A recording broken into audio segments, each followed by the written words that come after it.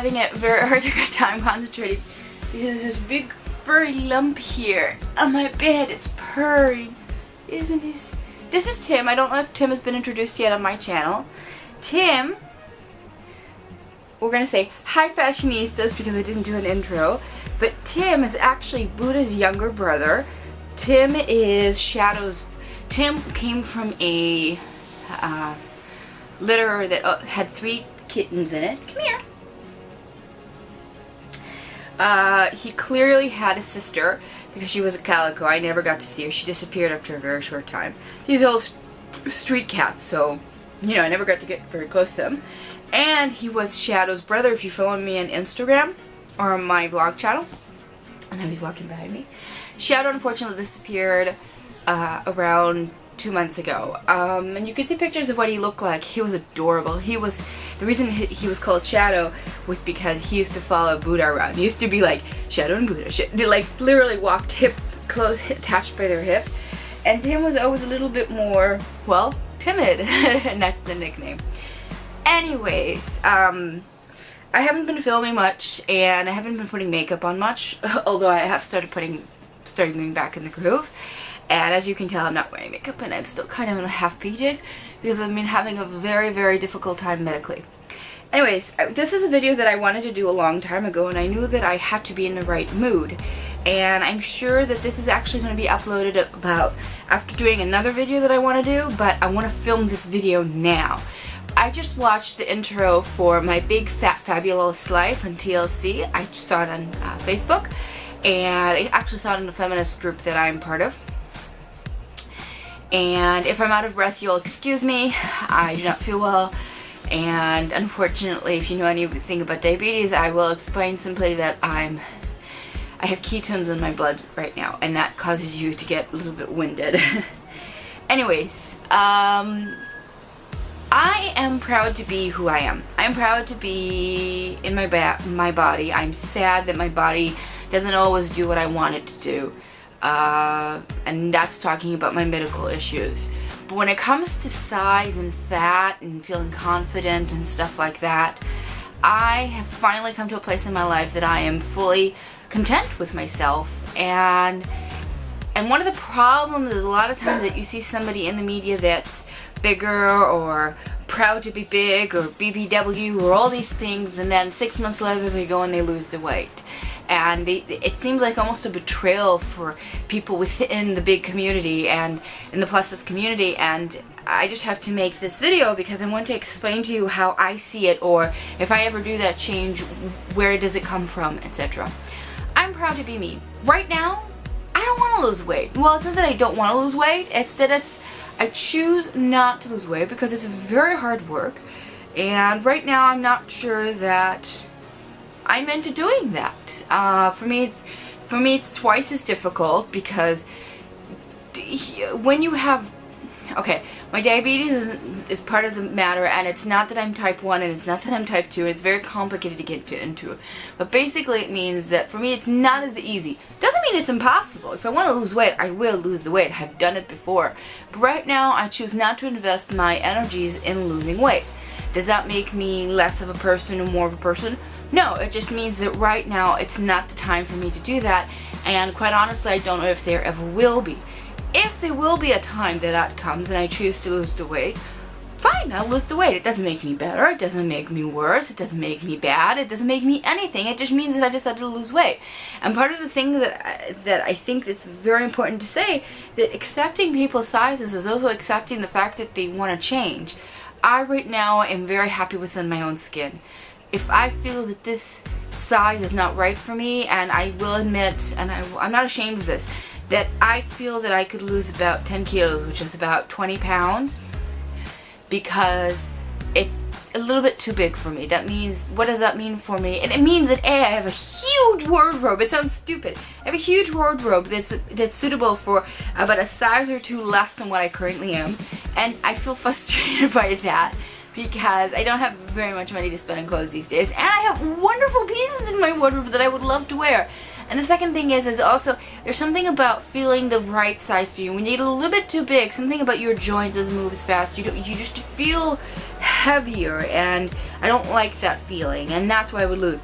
Now, if I lose 10 kilos, I'd still be, by any account, obese, according to the BMI measure, and I don't care, because I think the BMI measurement is stupid, especially nowadays, and knowing what I'm knowing, and I feel that this is the right size for me right now, and I feel that if 6 months from now I start losing weight, then all I should be getting is support and love and not anything else, just because I decide that I want to be less heavy or more heavy.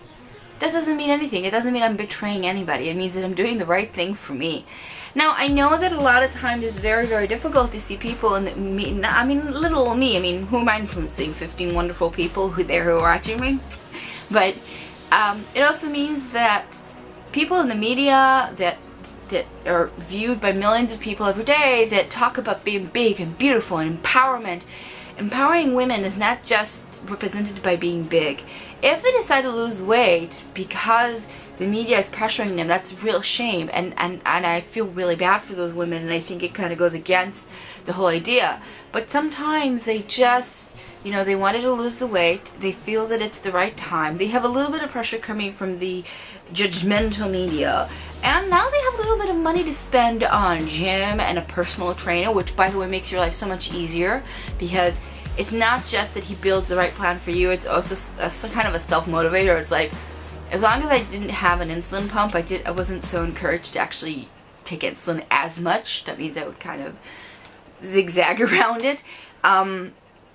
It's something to be said about that, and we can't ignore that. We also have to be very careful about judging those women, because when we judge those women, we're actually doing huge harm to our own community and what we want to represent and what we're all about, and empowering women. You can't. One of the things that I know that comes up a lot on feminist talks is de-empowering women. You can't de-empower a woman, okay? You just can't do that, because that you might not agree with her. You might think that her opinions are just not legitimate, and I understand the problem really comes up when you're talking about women who come from a certain community that don't see women empowerment or women in power the same way as most people. And in Israel, it's, by the way, it's very obvious, because there are Orthodox communities with any of the religions that place the woman not exactly in the front line.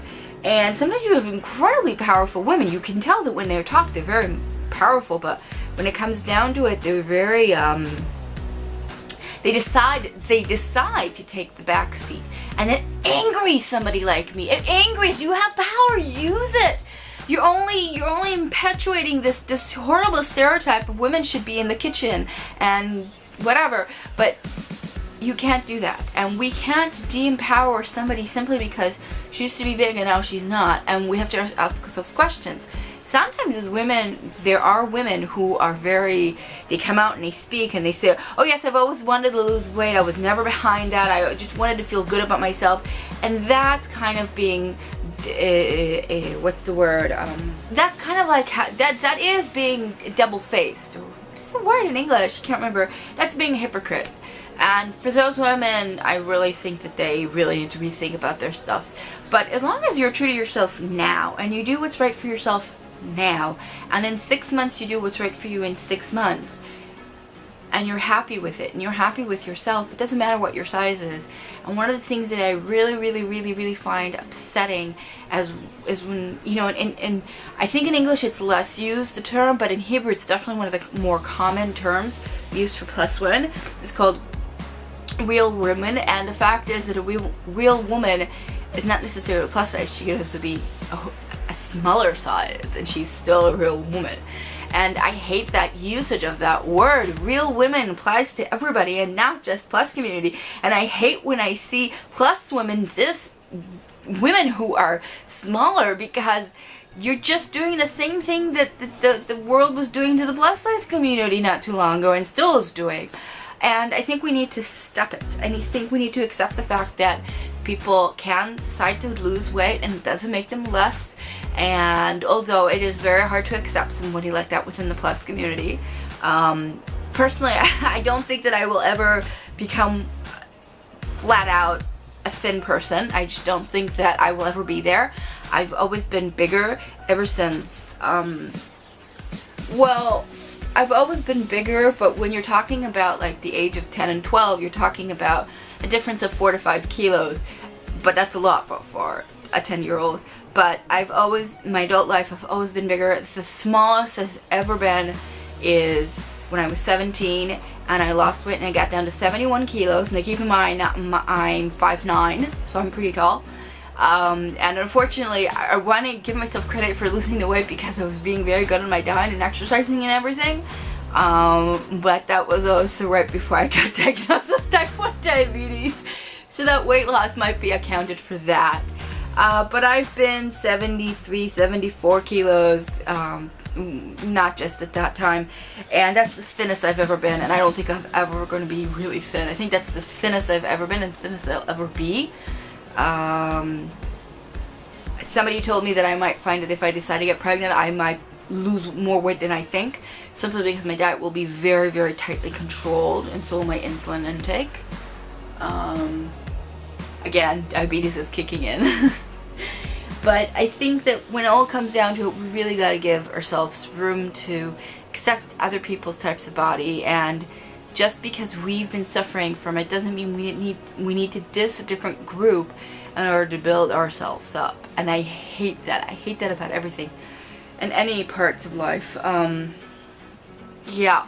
So that's going to be my rant. I'm sure it's going to come up after a different rant. I'm going to have a lot of fat rants coming up.